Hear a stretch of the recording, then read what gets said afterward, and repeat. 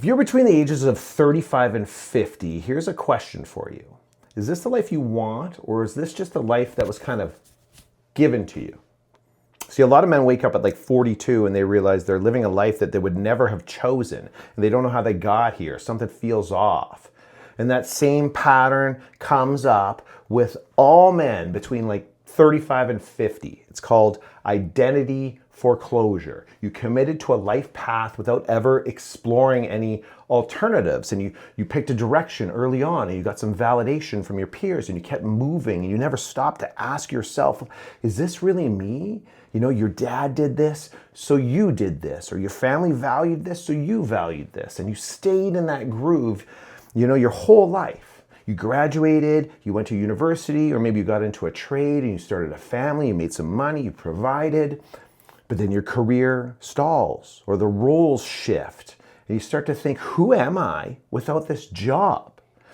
You feel like your whole identity is kind of tied up in it. And it's changing, and changing it is impossible because that's not you. And you feel this way because you skipped the part where you were supposed to figure out who you actually are.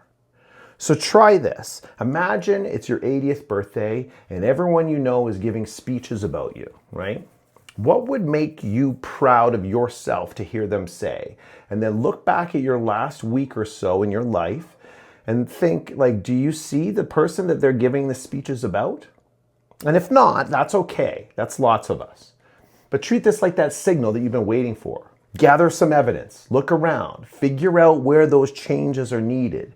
Take your time, go slow, don't go blowing up your life in the first kind of week. Write it down, write down the person that you actually want to be. Not like, what does this person do? Like, what's their job? But like, how do they act? How do they treat other people? More importantly, how do they treat themselves? If you treat yourself well, I will guarantee you'll inevitably treat other people better. You know, as long as you're not brutally selfish. Get a coach, or if you can't afford it and you have some coverage, maybe get a therapist, or start with an accountability partner, someone who can help you stay committed to yourself. If you think about anybody who's like intentionally made some changes in their life, they always say things like, I wish I did this sooner, you know? So commit to yourself, do the work. I'll see you in the next one.